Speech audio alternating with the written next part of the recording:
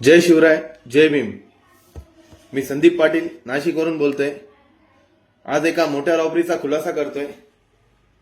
कर्नाटकमध्ये चोरला घाटामध्ये 400 करोडची झालेली एक मोठी रॉबरी.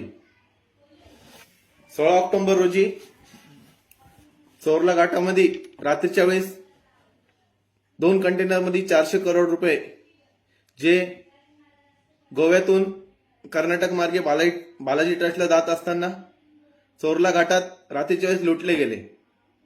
त्यामध्ये 2000च्या जुन्या नोटा होत्या. ते ज्या आरोपींनी लुटले त्या आरोपींनी लुटल्यानंतर त्या आरोपी त्या नोटांचा मूळ मालक म्हणजे ठाण्यातील एक मोठा बिल्डर किशोर सावळा, ते 400 करोड रुपये त्यांचे होते.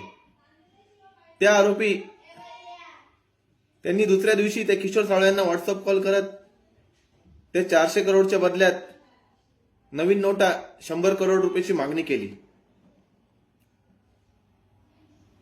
तर त्या आरोपी जे होते ते किशोर सावळाला 100 कोटीची मागणी हे माझ्या नावाने करत होते.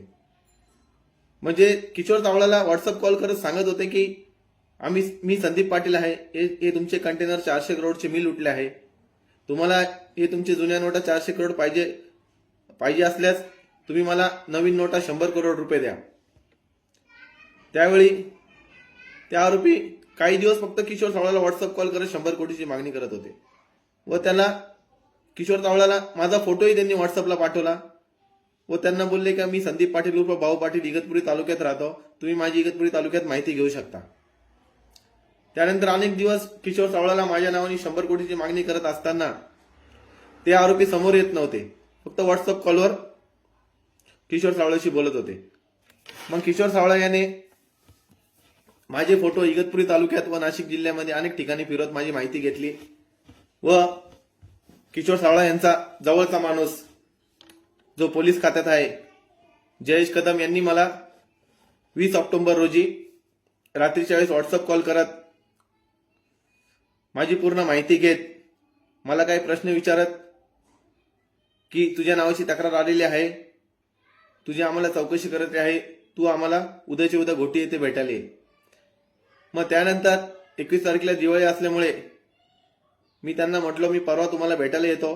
मग मी 22 तारखेला त्यांना भेटायला घोटीला गेलो असता त्यांनी मला बलजबरी त्यांच्या फॉर्च्युनर मध्ये बसवले व नाशिक दिशेने घेऊन जात असताना त्या गाडीमध्ये असणारे संबंधित विशाल नायडू,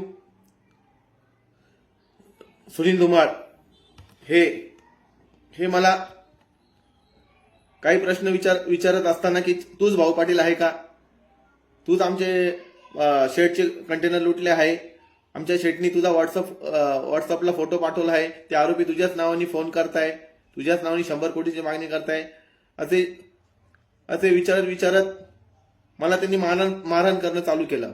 मग विशाल नायडूकडे असलेली बंदूक ती विशाल नायडूंनी काढत माझ्या कानावर लावली व मला बोलले की आमच्या शेटचे 400 करोड रुपये तू आताच्या आता देऊन टाक, कारण की तूच भाऊ पाटील आहे, तुझाच फोटो आम्हाला आला आहे, तुझ्याच नावाने आम्हाला फोन येत आहे, आमच्या शेटचे 400